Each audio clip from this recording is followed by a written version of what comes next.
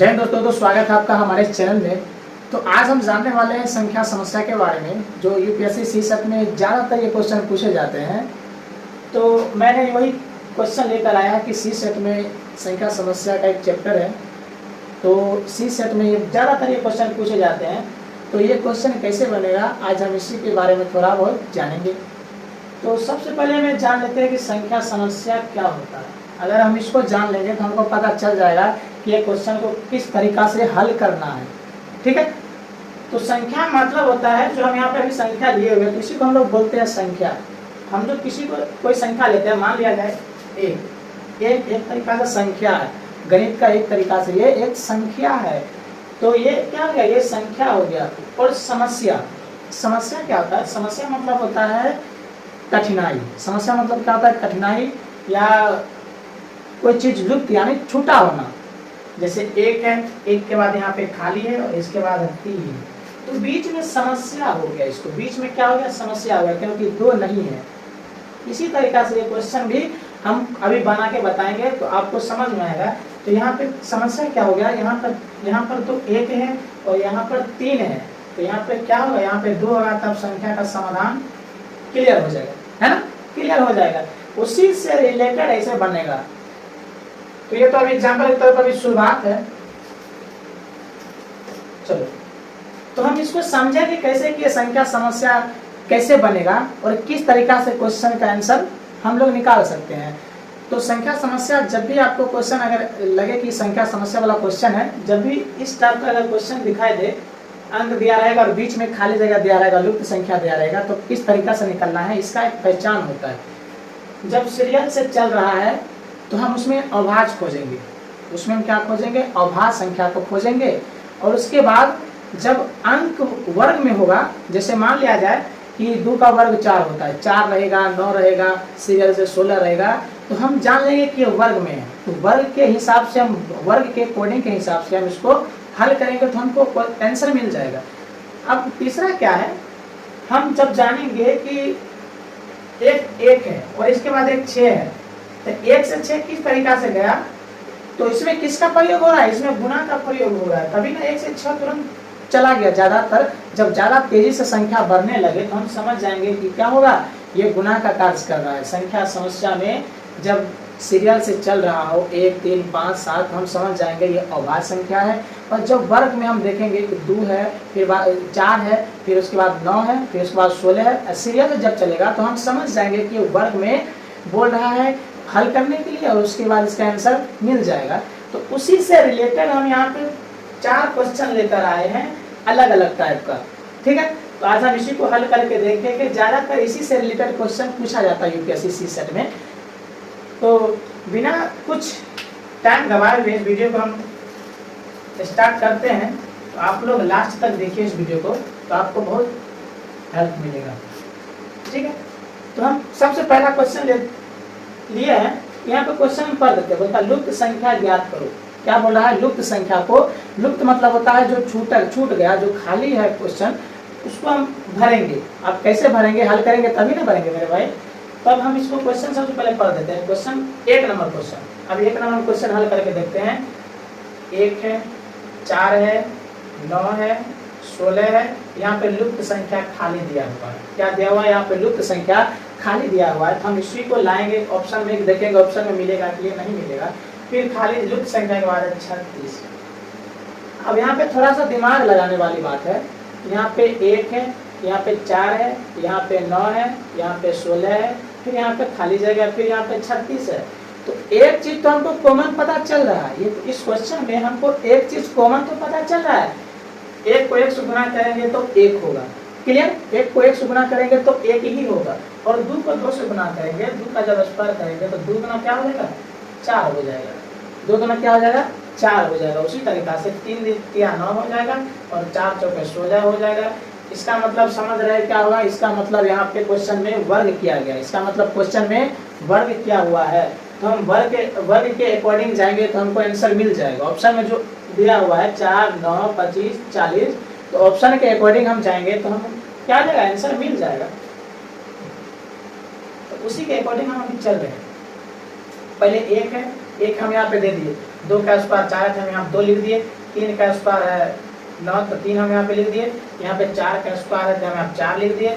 अब सीरियल से हम देख रहे हैं, सीरियल से 1 आ रहा है, 2 आ रहा है, 3 आ रहा है, 4 आ रहा है, तो 4 के बाद क्या आएगा?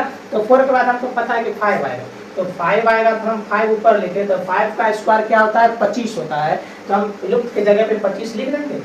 हाँ मेरे भाई बिल्कुल 25 लिख सकते हैं, क्योंकि 25 का वर्गमूल 5 होता है और यहाँ लुप्त संख्या में 5 आया, तो 25 5 का वर्गमूल कितना होता है?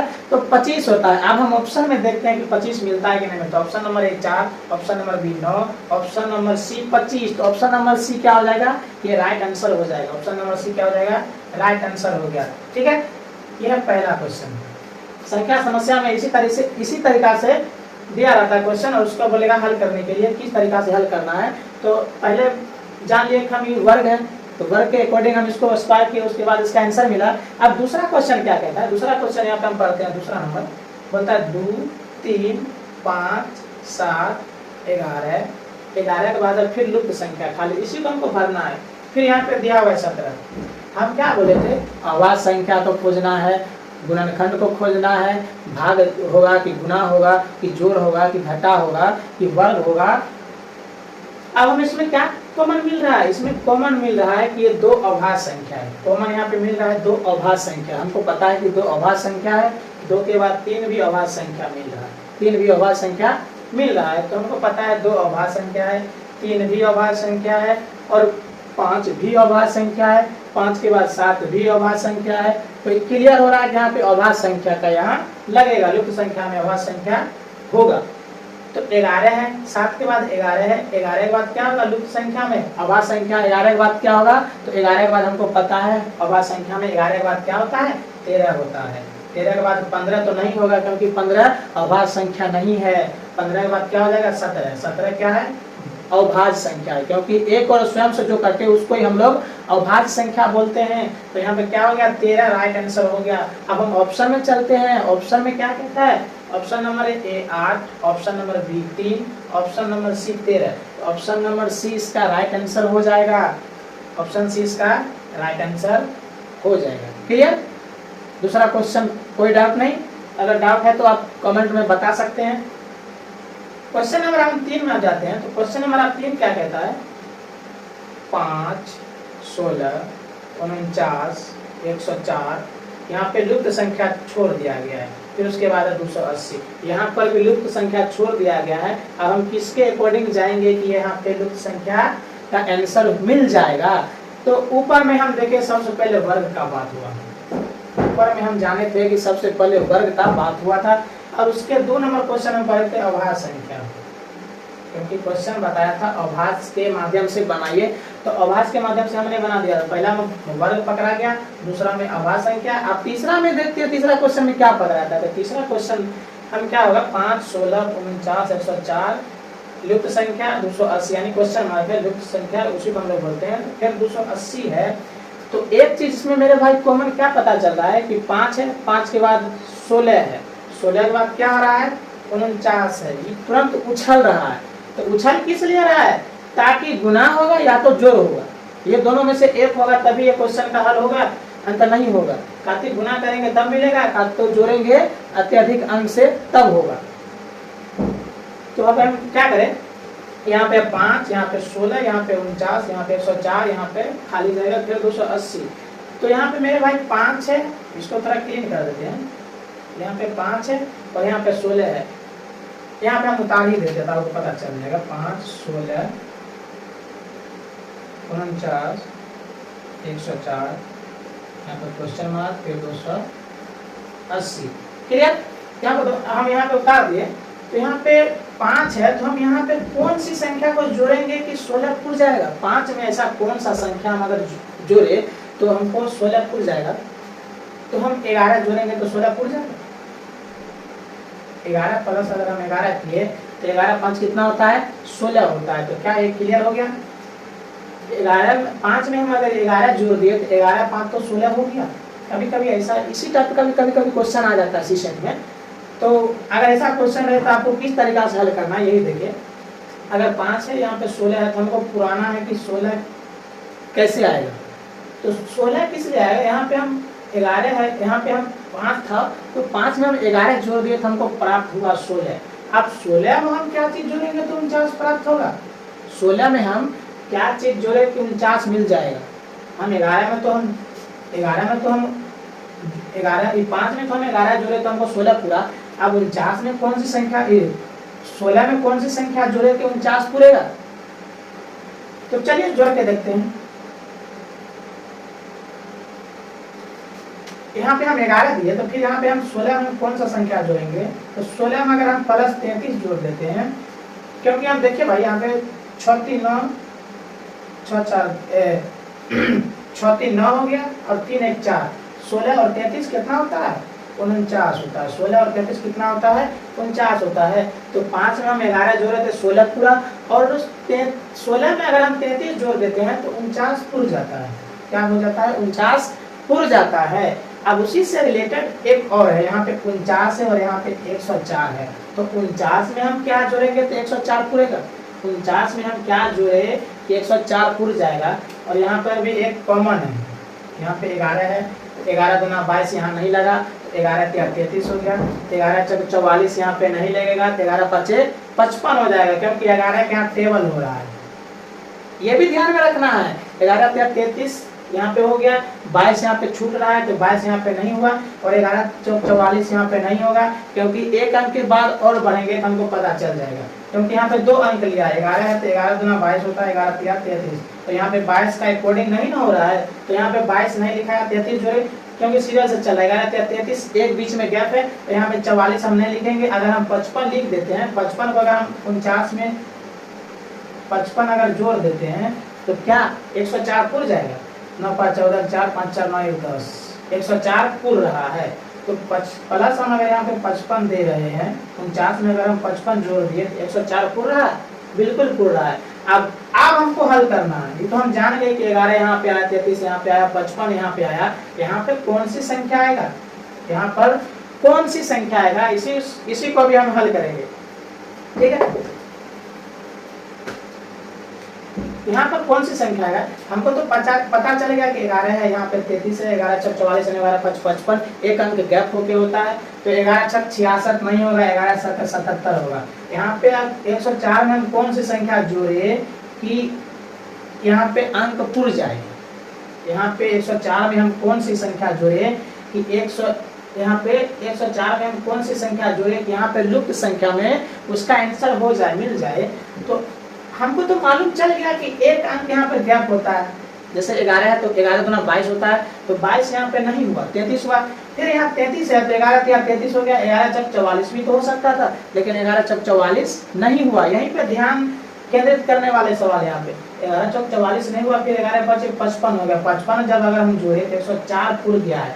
अगर हम 66 देंगे तो आंसर मिल जाएगा, नहीं मिलेगा। अगर हम 66 देंगे, 11 छक 66 देंगे तो आंसर नहीं मिलेगा। अगर 11 साथ 77 देंगे तो आंसर मिल जाएगा, क्योंकि एक अंक के बाद अगर हम देंगे तो आंसर मिल जाएगा। तो यहाँ पे अगर हम 77 जोड़ देते हैं 104 में, 104 में अगर हम 104 में अगर हम 77 जोड़ देते हैं तो 7 4 11 7 8 181 पूर रहा है। तो इसका मतलब क्या हुआ, लुप्त संख्या में 181 पूर रहा है। अब 181 पूर रहा है। अगर अब हम इसको जानेंगे कैसे कि ये लुप्त संख्या सही है, तो इसका भी हम जान सकते हैं। क्यों जान सकते हैं, क्योंकि यहाँ पे 280 एक अंक बचा हुआ है। अब हम 181 में ऐसा कौन सा संख्या जोड़े कि 280 पूर जाएगा। अगर 280 पूर जाएगा तो ये 181 सही हो जाएगा, अगर नहीं पूरेगा तो ये क्या हो जाएगा 181 इसका गलत आंसर हो जाएगा। अब हम देखते हैं 181 में ऐसा कौन सा संख्या जोड़ेंगे कि 280 पूर जाए। यहाँ पे कितना आया था 77, ठीक है, पहले 77 जोड़े तो पता चल गया। 11 33 एक अंक गैप हो रहा है, फिर यहाँ पर भी एक अंक गैप हो गया, फिर यहाँ पर भी गैप हो गया। अब 11 8 88 नहीं होगा, उसके बाद वाली संख्या 11 नमा 99। 11 का टेबल यहाँ पे मिल रहा है, लेकिन एक अंक करके गैप कर रहा है। अब 11 नमा क्या होता है 99। 180 में अगर हम 99 जोड़ देते हैं, 8 9 10 के 0, 8 9 17 1 18 1 2, तो क्या यहाँ पे 280 पूर रहा है। अगर 181 में अगर हम प्लस 99 जोड़ देते हैं तो क्या होता है 280 पूर जाता है।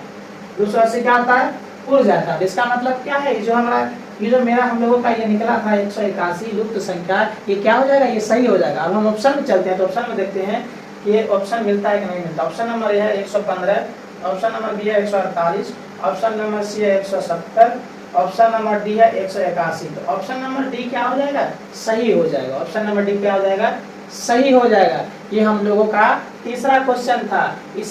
इसी से रिलेटेड क्वेश्चन सी सेट में पूछे जाते हैं संख्या समस्या में। ठीक है, ये क्वेश्चन हल हो गया, डी नंबर इसका आंसर मिल गया। अब एक और क्वेश्चन बचा हुआ है, क्वेश्चन नंबर है 4। तो 4 नंबर को हम हल करेंगे, आप देखेंगे कि किस तरीका से बनता है। क्वेश्चन नंबर 4 क्या कहता है? यहाँ पे घेरा दिया हुआ है, यहाँ पे है 9, यहाँ पे है 49, यहाँ पे है 25 और यहाँ पे घेरा में इसका आंसर दे दिया गया 3, 7, 5 यानी 375 दे दिया गया है। फिर उसके बाद है 4, 36, 100। तो ये लुप्त जो संख्या है इसी को हमको ज्ञात करना है। इसमें जो लुप्त संख्या है इसी को हम लोगों को क्या करना है? ज्ञात करना है। तो इसमें तो आंसर अगर हम इसको हल करेंगे, ये वाला डब्बा को अगर हम हल करेंगे तो हमको पता चल जाएगा इसमें किस तरीका से हल करना है, तो इसका आंसर मिल जाएगा। ठीक है, तो हम सबसे पहले यहाँ पे गोला बना लेते हैं। गोला बन गया। गोला बनाने के बाद यहाँ पे 3, 7, 5 है, यहाँ पे ऐसे कितना खाना है 3, ये हो गया। फिर उसके बाद यहाँ पे 49 लिख दिए। फिर उसके बाद है 25 लिख दिए। फिर उसके बाद है 9, तो 9 लिख दिए। अगर हम इसको हल करेंगे तो हमको पता चलेगा कि ये भी इसी तरीका से हल होगा। तो यहाँ पे 9 है, यहाँ पे 49 है, यहाँ पे 25 है मेरे भाई। तो हम एक चीज हम कॉमन हम समझ सकते हैं, तो 9, यहाँ पे 49, यहाँ पे 25। तो एक चीज हमको कॉमन पता चल रहा है कि इसमें वर्ग किया गया। इसमें क्या किया गया है? वर्ग किया गया है। तो 3, 9 का वर्गमूल कितना होता है? तो 3 होता है। 9 का वर्गमूल कितना होता है? तो 3 होता है। अब इसके ठीक हम बाएं साइड इधर आ जाएंगे तो 49 है, तो 49 का वर्गमूल हमको पता है। 49 का वर्गमूल कितना होता है? तो 7 होता है। हम यहाँ पे क्या लिख दिए? 7 लिख दिए। ठीक है, अब फिर उसके बाद ठीक इसके जस्ट सामने है दाएं साइड में, राइट साइड में 25 है, तो 25 का वर्गमूल हमको पता है कि 5 होता है। तो हम यहाँ पे क्या लिख दिए? 5। अब हम इसको मिलाते हैं, 375 मिल रहा है, तो 375 यहाँ पे मिल रहा है, 375 यहाँ पर मिल रहा है। तो हम समझ गए कि ये क्वेश्चन इस टाइप से बना है। तब हम फिर इसको हम हल कर लेंगे, बिल्कुल हल कर लेंगे। 4, 36, 100। तो यहाँ पे क्या करते हैं? एक और डब्बा बना देते हैं। डब्बा बनाने के बाद फिर इसको घेरा कर देंगे। यहाँ पे खाली जगह, यहाँ पे उसी तरीका से फिर बना देते हैं। यहाँ पे 4 है, 4 के बाद 100, 100 के बाद 36। जिस तरीका से हम इसको वर्गमूल करके खंड किए उसी तरीका से हम इसको भी करेंगे, तो आंसर क्या हो जाएगा? मिल जाएगा। यहाँ पे 100 है, तो 100 का वर्गमूल हमको पता है कि 10 होता है। तो हम यहाँ पे क्या लिख देंगे? 10 लिख देंगे। और ठीक इसके साइड में बाएं साइड में 4 है, तो 4 का वर्गमूल कितना होता है? तो 4 का वर्गमूल 2 होता है। 2 हम यहाँ पे लिख दिए। फिर इसके राइट साइड में 36 है, तो 36 का वर्गमूल हमको पता क्या होता है? 6 होता है। हमें क्या लिख देंगे? यहाँ पे 6 लिख देंगे। तो यहाँ लुप्त जो संख्या है, लुप्त संख्या में क्या होगा? 1026। क्या होगा? 1026 लुप्त संख्या में आ जाएगा। ठीक है, यहाँ पे ऑप्शन नहीं दिया गया है, लेकिन इसका राइट आंसर क्या हो जाएगा? 1026 हो जाएगा। इसी से रिलेटेड क्वेश्चन सी सेट में पूछे जाते हैं। संख्या समस्या वाला अगर क्वेश्चन रहेगा तो आपको कुछ नहीं करना है, बस आपको ये ट्रिक आजमा लेना है। अगर अभाज्य संख्या रहे तो सीरियल से रहे तो अभाज्य संख्या के अकॉर्डिंग बनाना है आपको। अगर वर्ग वाला रहे, सब टाइप का 4 का क्वेश्चन था, 4 टाइप का क्वेश्चन हमने आपको यहाँ पे बता दिया। तो आपको ये वीडियो अच्छा लगा हो तो अपने दोस्तों में शेयर करें। इसी से रिलेटेड, सी सेट से रिलेटेड और वीडियो लेकर आते रहेंगे अगले वीडियो में। तो आई होप कि ये वीडियो आपको अच्छा लगा होगा। तो फिर मिलेंगे अगले वीडियो में, तब तक के लिए जय हिंद, अपना ख्याल रखें। वंदे मातरम।